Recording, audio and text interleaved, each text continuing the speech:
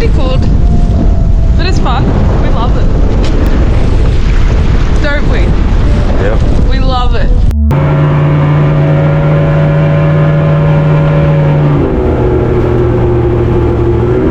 G'day guys. I just turned the motor off. G'day guys. So here we are in Western Port, and I'm going to show you how I sound in Western Port and how I find a new snapper spot, and it can be really helpful. I do it very different to other people. Early season, there's limited amount of fish, so I'm not really looking for a snapper. I'm looking for some ground where I feel like an early season snapper will come through. Might be a bit hard to hear, but just try and bear with it. So you can see my screen. I'll put that up.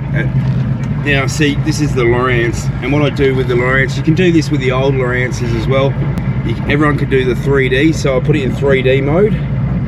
So now I'm heading up, my course is up, and I'll put so you've got the contour lines, so the way I'm driving is the way everything's going to be looking. So now I'll put the chart, I'll go to chart and put my, there you go. So now I can see how it looks underwater while I'm traveling in the same direction. Now while I'm looking out here and looking on the screen, I'm thinking about, if I was a snapper, where would I cruise? You can see there's some nice contour edges along here, and that could be very productive in there. But early season, the water temp, as you can see, it's come up a bit in the last couple of days. It's come up to 13.6, and I've caught a lot of snapper in that water temp. I come over to Coronella, not because I think there's any more chance of catching a snapper up over here. I just come over here to get away from everyone, to be honest. I feel the snapper come in and they slowly just, all they do is just cruise around. They just cut laps. They either go up and back with the tide or cut lap. I reckon they cut laps around Western Port, just like a football oval, just cutting laps. And look, I don't really know, but this is just my theory. And I feel like when the water temperature is really low, I don't want to be in the deep water. It could be anywhere in Western Port, somewhere about 5 meters on an edge, or somewhere there it comes up. So this little spot here, you can see how that comes up. And you can see it really good now, like when I zoom in and hold it. There's a bit of a ledge all along through there. This area here really has got my interest, because I reckon the snapper will just graze up and over, and they'll just come up looking for a feed. And that's what I've found early season. My theory is, if you want to catch a real big one, you got to fish areas no one fishes, because the fish is really smart. He's not going to be going to areas that get heavily fished. Well, he would have been caught years ago. So just try new areas, have a bit of think about why you're fishing the area. And see, if you look to the left of the boat now and see, with a chart I can adjust it. So I can bring that blue back up so you can sort of overlay and see what's going on. So it takes a bit of getting used to, but I just reckon it's a way better way for finding areas in Western Port. And let's be honest, if you're around all the boats early season, you're probably not going to catch nothing, because you know, you're fighting over 1 or 2 fish. I'm just looking for that big bull that's leading the way. It's just a different way of doing it, but I like how I look out there, I can see where the channel's going, look out, and then I can read it, and I can see all these little bumps and lumps, and you know, there's lots of little awesome little spots where I'd love to try. I actually find it a little bit frustrating that people follow each other around. What I'm trying to say is back yourself, have a crack at a new area, and you'll surprise yourself. That's what I've learned over the years of fishing. The snapper, they're not going to be in the generic spots. the real prize fish. What I've managed to anchor myself on, that sort of growth down there, which is good. The snapper will come along and pick out all the food and stuff down there that lives amongst it. But we'll throw that back in. Here we are on our spot, and right now it's slack tide, and slack tide you can still catch fish. I've seen a very big fish caught on slack tide. It was the last thing we expected, so we're out today. We've got a pretty slow tide, not what I really want to fish. It's my first proper trip for a snapper. I've got a little squid ring. You've all seen this a million times before, but we've got to set it up, and so I'm just going to get that out. We're not really sitting. Let's put him out there. The tide hasn't picked up any speed yet, and we're sort of just going with the wind, but that's all right.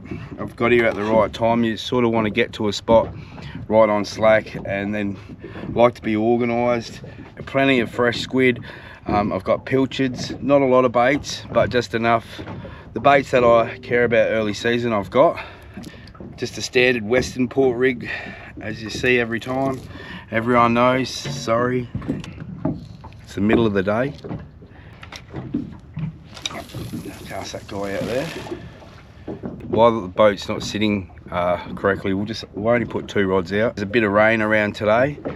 It actually stopped raining just so I could launch and get out of here, but as you can see, there's probably a fair bit coming. I forgot my rain jacket, but these days we've got a bit of a, it's not like the old days where you just get wet, so I'm pretty happy about that.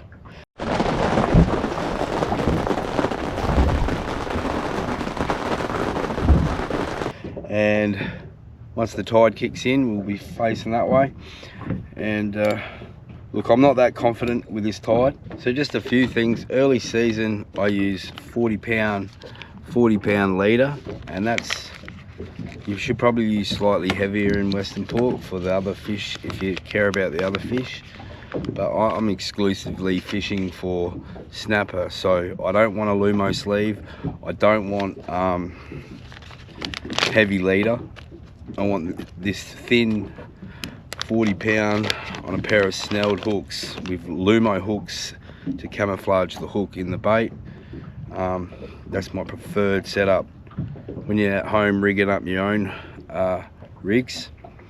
When you're tying your snell, there's a special way you do that part there. When you're wrapping, it can get caught and busted off, so just be mindful when you're doing your snell knots at home to go the opposite way than the eyelet, where the joint is at the eyelet, because it's rare, but you can get busted off. Risk it for the biscuit. 40 pound will get the bite early season, where something like 60 might not. Get to lose a snapper on 40 pound leader either, that I can remember.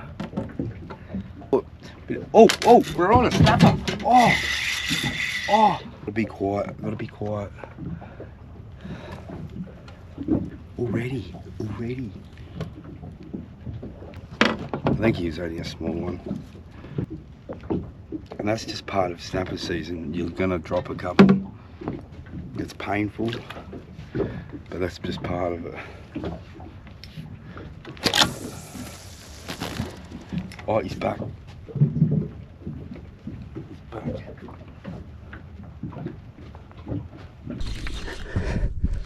So we're on, boys. I was just on the phone. Not a huge fish, but it's a lovely fish. There we go. Nice little redder. How are you, brother? Just let him finish up.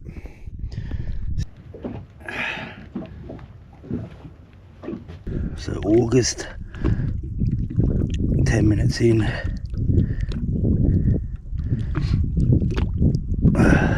Not a huge fish. There's a lot of these fellas around, which is, oh, he's coming good. Come on, brother. Oh, come on, brother. There he goes. Alright, so we've got starting to glass out. Look at that beautiful sun behind me.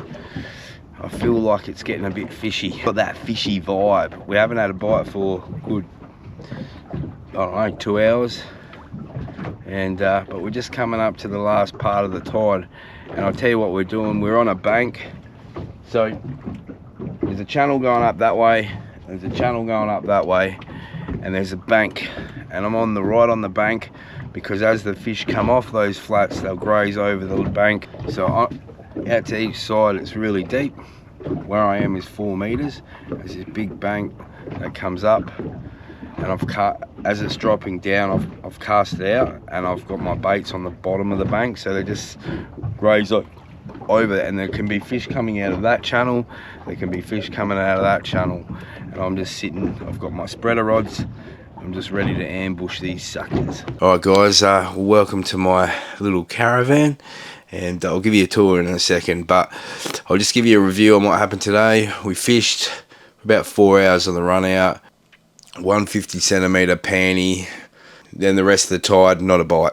And so I want to relay in this video how hard it is actually to catch an early season snapper, because they're pretty hard. Like, even though I technically I got a snapper today, but I don't count that as a snapper. This is where I'm staying. $100, 110 a night, something like that. Not a bad little joint. We've got to offload all the footage because we're going again in the morning. Tomorrow's the proper day. Okay, there's my bed. There's my sounder, so no one that sleeps in my bed, that thing. And you come out here, and there's Western Port right there. There's the full moon. Awesome little place. There was no wind before, but it's just come up. It's a good little caravan park, this one. There's always a lot of fishermen staying here, so you can just mingle and talk to people and stuff. It's good. Oh, look, someone's going out. Just setting up the cameras, and first rod, exactly like yesterday, took off, and small gummy shark. No, not what we want. We're gonna have a crack in 1 meter. We'll see what happens.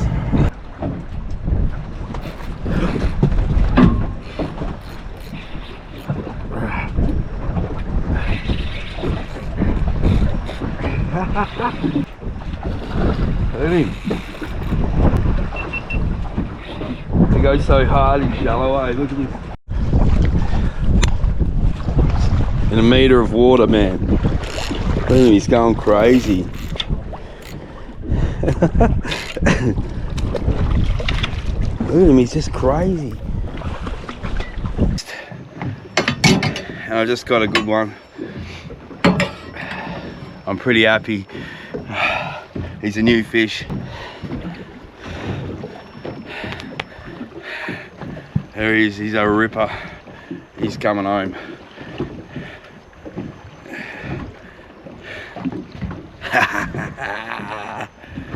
Look at that. Well, it's 11 o'clock at night.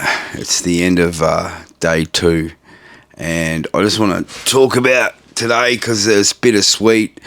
I've been out on the water for 10 hours chasing this early season snapper, and for the first probably 5 hours it was wind against tide, and the wind was so powerful today that the whole boat was spun around and basically unfishable. It got to about I don't know, 12 o'clock, and I was sulking. I went in all these different areas in Western Port, and I was sulking, and because I couldn't fish, and I was like, do I go in? Do I quit? I was about to go home. I was on the phone to 2 people, and I could mention one person's name. I was talking to Izzy. I was having a bit of a sulk, and she said, don't go in, and so I didn't, and I sat out there for a couple of hours until the tide slowed down enough, and I could actually fish. So I got to an area where I knew I'd be a chance. Yeah, and I was still like sulking, like whether I should go in or not, and I only had 2 rods in, and I didn't have the cameras going. One of the rods just took off, so it was a bit of luck. A huge shout out to Izzy for revving me up enough to stay out, because I was done and I was going to go in. And thanks, Izzy, I really appreciate the rev up, and the other person that I spoke to. When that fish come, when I seen him in the water, the beautiful red, like when you catch a new fish, they're this beautiful red colour, just bright red, and it just looks so, I don't know, it's just awesome when you catch your first one of the season. It's different every year, some years, and you never really know if they're coming or if they're not coming yet. Like, so it's always like this in the back of your mind, and the longer you're out there with nothing, you know, it's hard to explain, like the feeling you get. Like, I wish I had the cameras on. I wish you could have seen my face, how happy I was through the screen. Fish was, you know, he's a good fish, he's a ripper, but it's not the giant that I'm chasing. And I've caught a lot of fish so far this season. No, not a lot of those 50 centimetres. I think there's a ton of these resident fish in Western Port at the moment, these 50 centimetre ones. I think I've got about, I've lost count of the 50s, and I've got maybe 3 60 centimetre ones, which are decent fish, but it's not this huge giant. I've got this theory, like I don't know anything for sure. It's all just, you know, theories and what you believe in and stuff like that. I really believe that the big snapper lead the way for the rest of the schools, and that's why I'm out here fishing so hard, because it's like, I look back on the last 3 years, my biggest fish have all been caught in August or September, and you know, the last 3 years they've all been huge in that sort of time. So it sort of marries up with me theory. Love the challenge of like trying to intercept these big red snapper that come into Western Port, and I love Western Port. Early season snapper in Western Port and Port Phillip, it's just I love it. I can't describe it any better than that. When I first come to Victoria, maybe 19 years ago or something like that, the very first fish I caught was September the 3rd or something like that. It was in Western Port, and it was on a fresh salmon chunk. And that very first fish, I've been addicted to early season because of that fish. Basically, since that first fish 19 years ago, I've chased early season snapper for, you'd say, 19 years in Victoria, something like that. And I can't remember a year where I haven't been able to get them. Like, maybe the first 10 years it was super hard for me, and it still is super hard, but you work out little things, and they're only just like 1% things as well, you know, and then you put them all together, and then you can just get the odds down, and I back myself to get a fish within 3 days, and that, I feel like in August, that's pretty bloody good. Yeah, it's all about the effort. I love it, and I hope these videos make you love it, and you go out with your friends or your kids or whatever, and enjoy these snapper. Righto guys, so it's day 3. We've come out about lunchtime. The wind is howling. We've got a bridle system rigged up just to keep us sort of facing the right way. We'll just sit out here and for the rest of this tide, and then once it starts running out, everything should be in our favour then, hopefully. Today I got Izzy with me, and how's the water temp, Izzy? It's quite high this morning when we had a look. This time last year it was like 2 degrees less than what it is, so this is awesome. Pretty excited when we saw the water temp. I think it was 14.5, was it? Yeah. Yeah, so that's pretty exciting for August. The howling of the wind. Yeah, have a look. At the sit.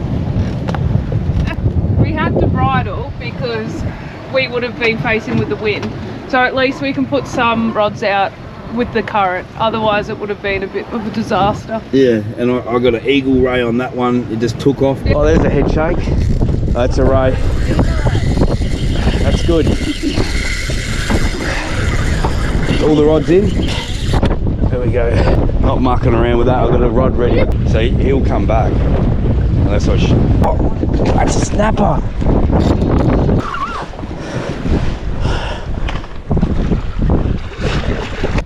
There he is, guys. Not a huge fish, but still good to catch. There he is. Oh, I'm on. Oh, don't scare me. Go, Reedy. That's it.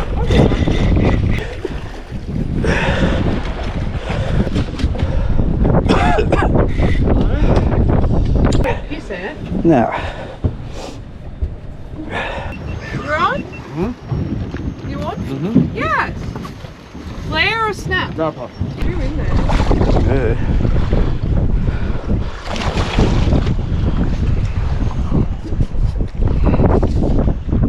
You want to net it or just lift it? I just lift it. I don't care if it comes off. He looks alright, eh? Oh, he's way bigger than the other. Let him go.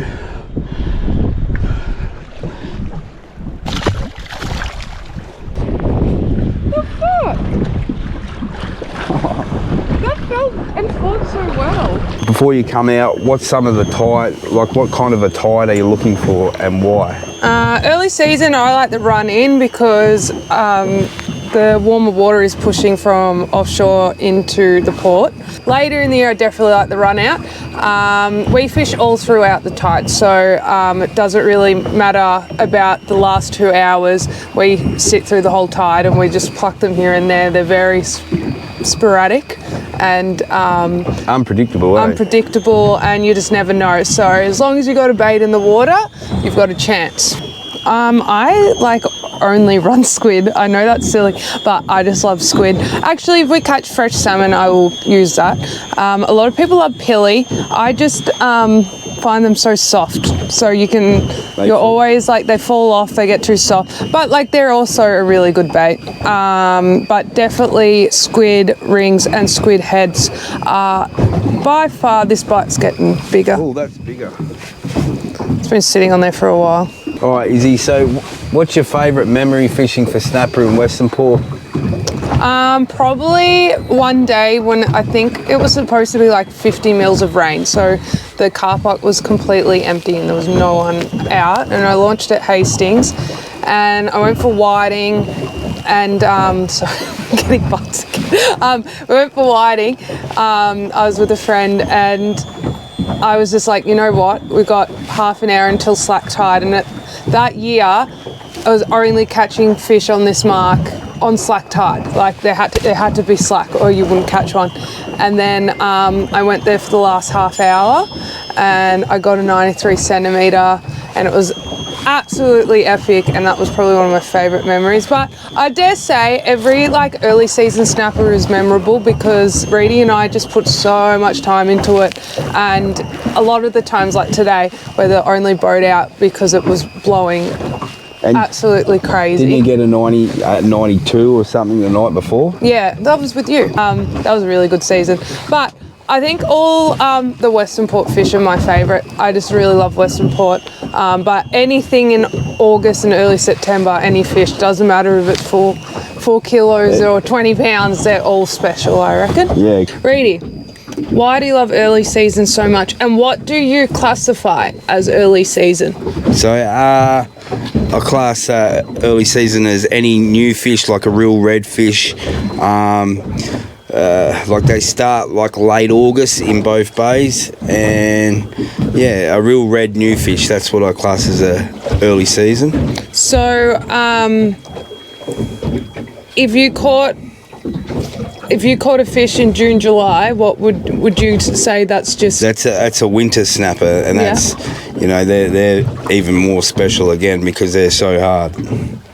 Like a real snapper, not like a panny or a 50 centimetre one. And when do you think the first that's about to go? So let him go. What month do you think we're in full swing of snapper season? In which bay? in Western Port? Oh, mid-October. Yeah.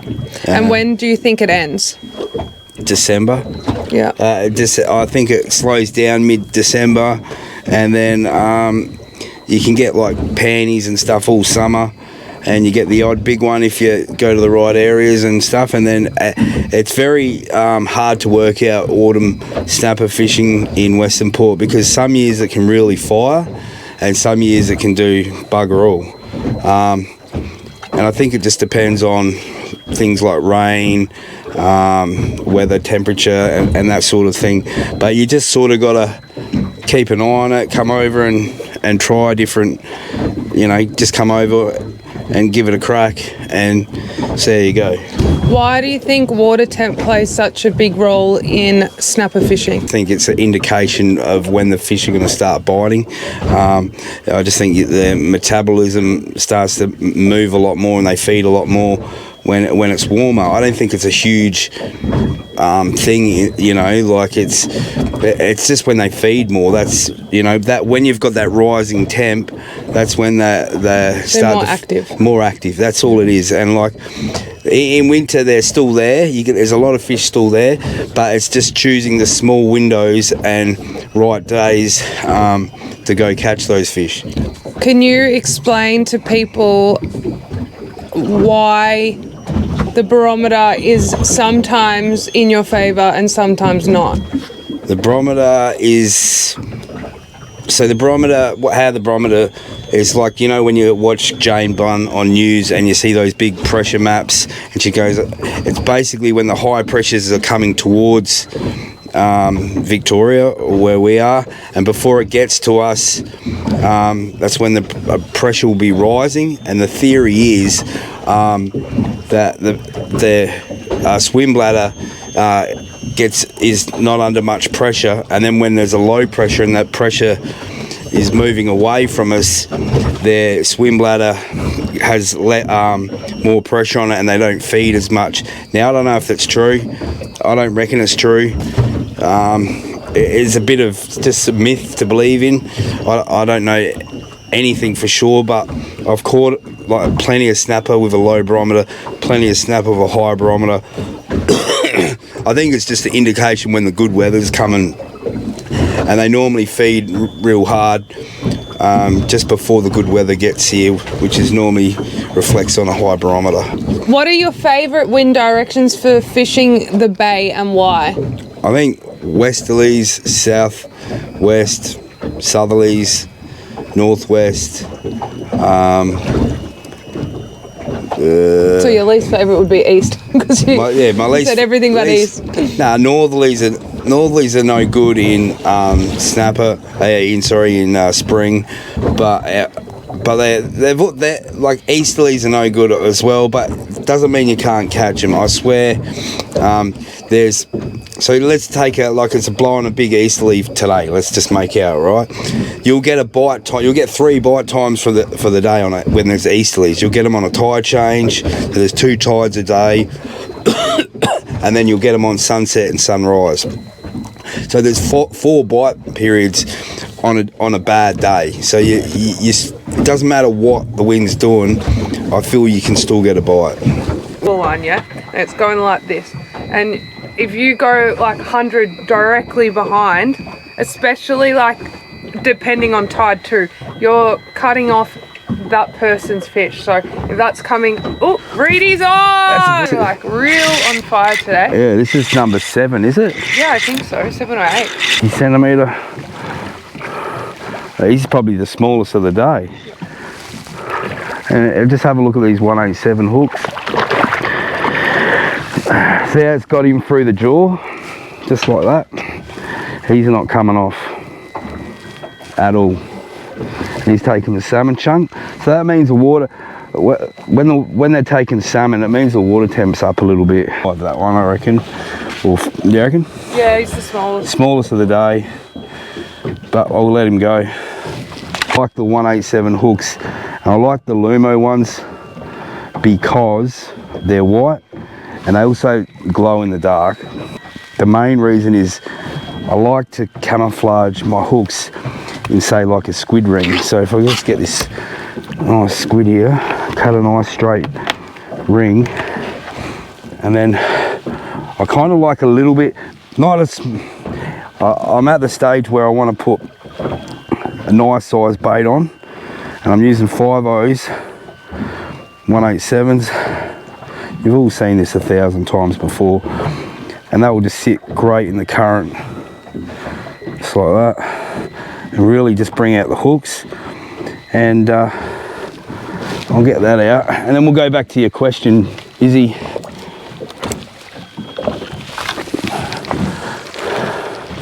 All right,